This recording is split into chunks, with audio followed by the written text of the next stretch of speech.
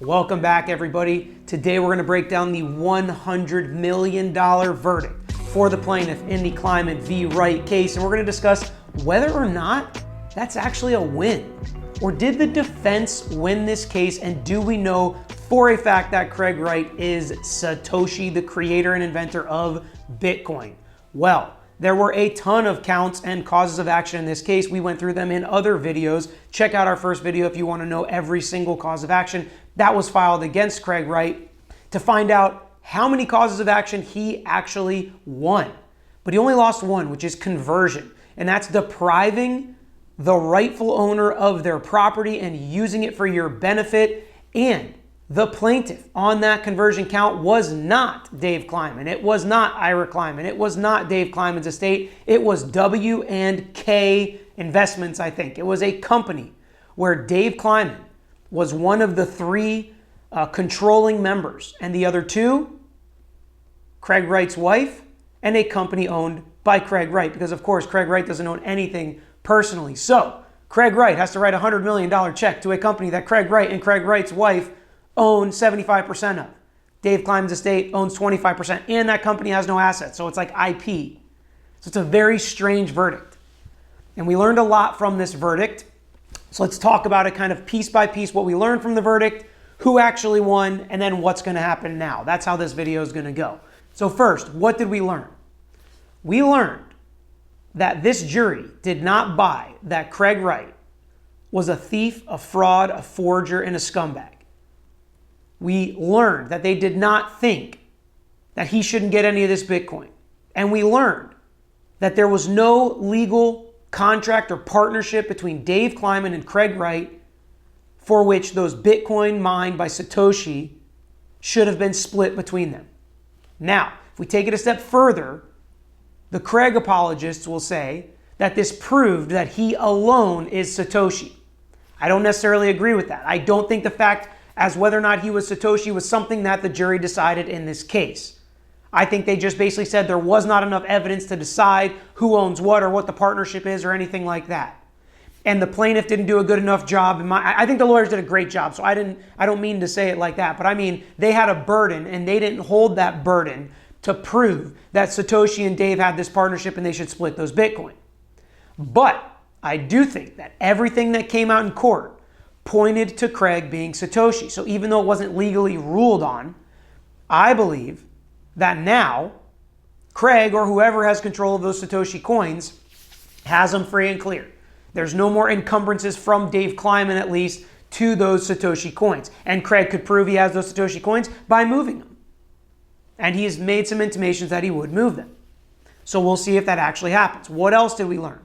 Well, we learned that they didn't think Craig stole anything from Dave. Conversion is kind of like theft, but it's not technically theft, and it's not unjust enrichment, and it's not fraud and forgery, and some of the things that they claimed Craig did. So conversion just means that he took assets that belonged to the plaintiff, which was W&K, and used them for his benefit, deprived them of the use of those assets or property or whatever it may be. How they got to that verdict, I don't know, because that's another thing we learned, in my opinion. The civil justice system is not ready to render verdicts in cryptocurrency. They're not ready to understand how this all works and put an actual tangible value on this cryptocurrency. They deliberated for days and days and days and still just couldn't come to an actual number for what this Bitcoin was worth. Now, they ended up coming down with verdicts that they didn't need to determine that, but I have a sneaking suspicion that that is one of the reasons. If they were going to rule in favor of the plaintiff, how do they break all this down?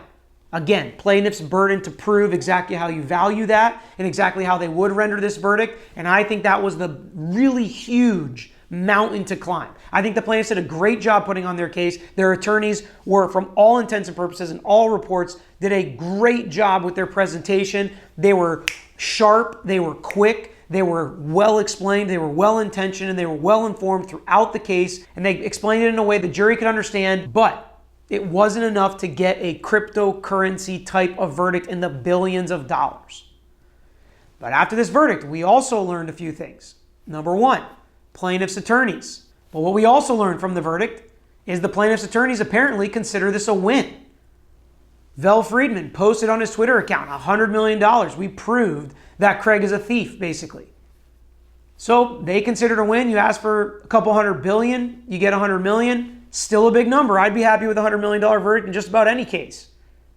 But you would think when they're asking for so much money on so many different causes of action, that's not what they were looking for, unless they were throwing everything against the wall to see what would stick. Something stuck and they got $100 million.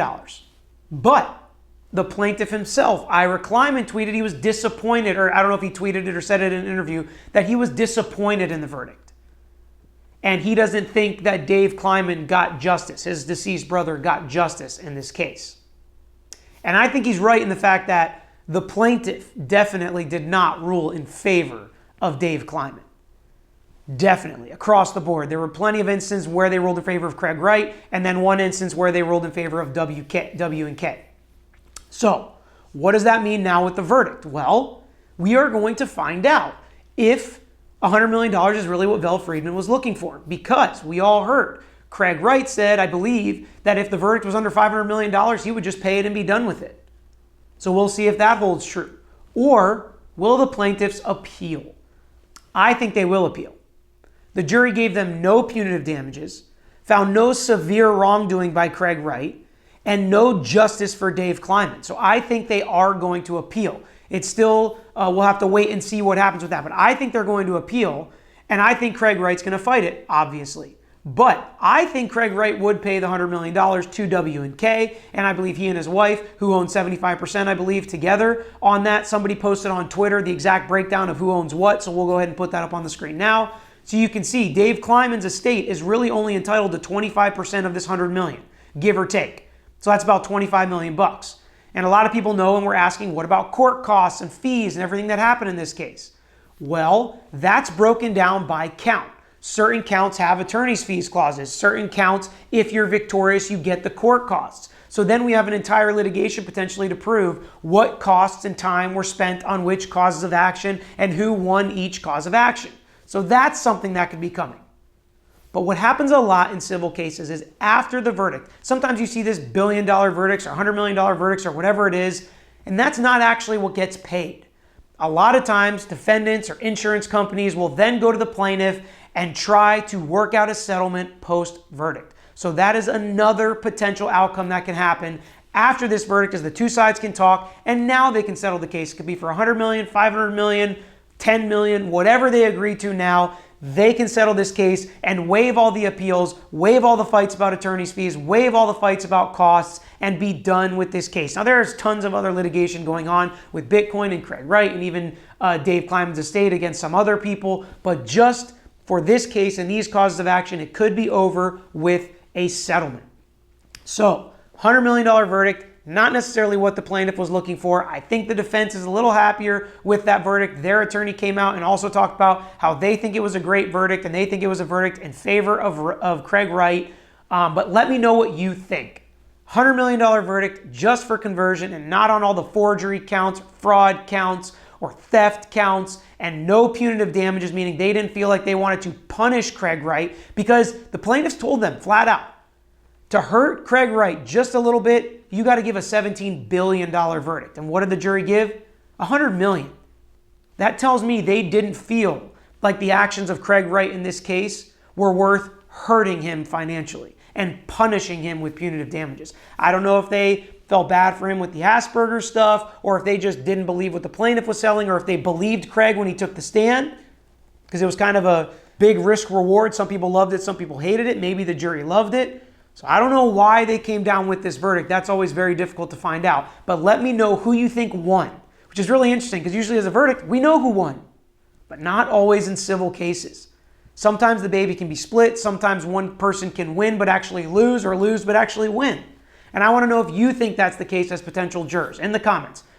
Wright or Kleiman? That's what I want you to put in the comments as to who won this case, and let me know if you have any questions. Make sure you subscribe to our page if you haven't already, and like this video if you want more cryptocurrency talk. We've gotten a good run with this. We've talked to Kurt, we've talked to Patrick, we've talked to some other people in the cryptocurrency world, and we're happy to do more of that. We actually are getting some action on Twitter if you want to follow us there at Tragos Law, talking about this topic. Get into it with us. We're answering questions. We're having fun with it. It's kind of outside my realm, But it is a legal case. It is a civil trial in federal court in Florida, which I do a lot of. So that was why it was just kind of the perfect marriage. So let me know if you have any questions about it. But for now, that is the verdict recap in Kleiman v. Wright.